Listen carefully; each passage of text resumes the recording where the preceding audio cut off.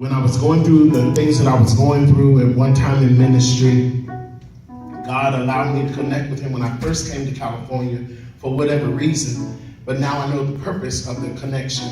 And this young man God has placed in my life, not has he only prayed for me. When I tell you I was sick of church and I was done with church folk and I never wanted to walk up into another church, he would listen to me rant and rave on the phone. And when I finished, he was like, well, now son, you know the Lord has anointed you for a time such as this.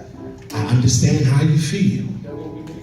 But you know, after a while, by and by, it'll be all right. And sure enough, it's all right. And I told him, did you park in your parking space tonight? I was surprised. Yeah, because I told him when I got my building that he's going to have a permanent parking space, and he's my spiritual advisor. Amen, somebody. And he's going to park right over here, and I'm going to park right over there. So I'm trying to get the tags made because I want the signs going brown. Because I don't want folks just be pulling up. You know, I came to church, somebody was in my parking space. I ain't saying nothing. I just parked across the street. But I wanted to present you with this today, the world's greatest dad. Hey, come on. All right.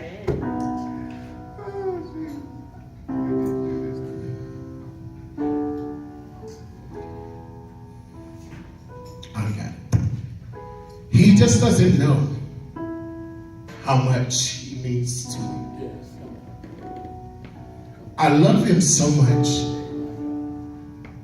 to where, you know how you have best friends? Yes.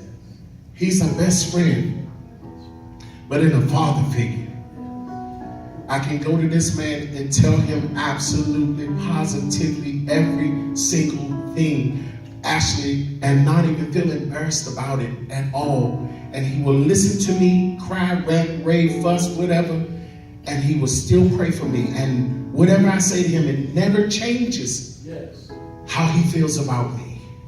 And I want to present this to you today. The world's best dad. Special award to Clarence A. Gard Jr.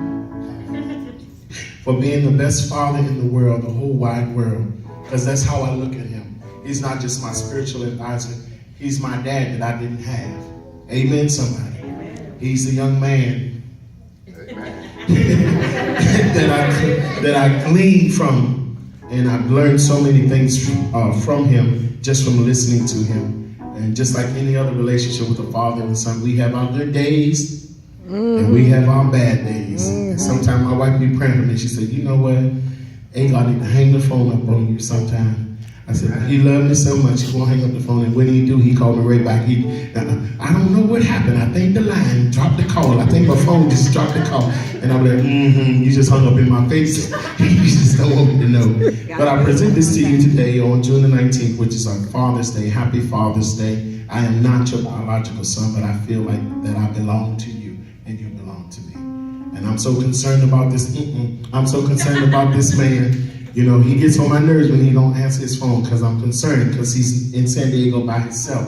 And it worries me sometimes. And I know I'm not supposed to worry because God has everything in control. But I present this to you today. And Hey, this right here. Take your time with that one, brother. Honor the man of God. Thank the Lord. You're not going to be Praise bad. the You Lord. heard that he's not going to be bad. Praise the Lord.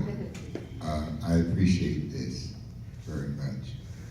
Many times you give and you give and you give. And a lot of folk don't say thank you to you. That's right, Pastor. They say thank you to everybody else Yeah. for what you prayed for. That's right. Amen. Come on now. But I appreciate the Reverend Dr. Archbishop Overseer C.D. Puryear. Hey, And I was looking for something to give him.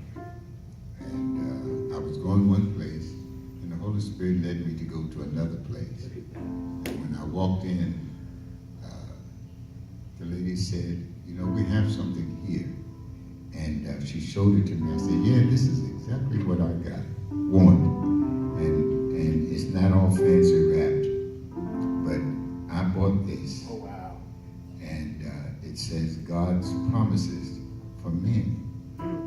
Now, I know you grew up on the King James Version, but this is the New International Version. It's still saved. And sanctified, it's Holy Ghost filled, Come on, sir. and it's fire baptized. Talk about it. And it's got a mind to run on to see what the end is going to be. Hallelujah. Okay. We running. But I'd like to present this to Yes, you. sir. And I didn't put much in there. I just said pastor. I didn't put all of your titles. CD per year from me. Divine favor and a first class life. Yes, sir. That's what I see from you. Yes, sir. And this is just the beginning. Thank you, sir. This is just the beginning. This is good. I don't have any natural children that I know of. And, thank God. All right now. I wasn't saved all of my life, Leave nobody. you know, but this I shall treasure. I shall treasure this. Amen. This is nice. I shall surrender the mic back to you, and I thank you, and I forgive you. I forgive you. I don't have any oughts against you. Thank you. Amen. Amen. One day, I'm praying. You know, there's a saying: we were saved, and daily we're being saved, so that one day we shall be saved. Amen. Amen. Hallelujah. That's Pastor.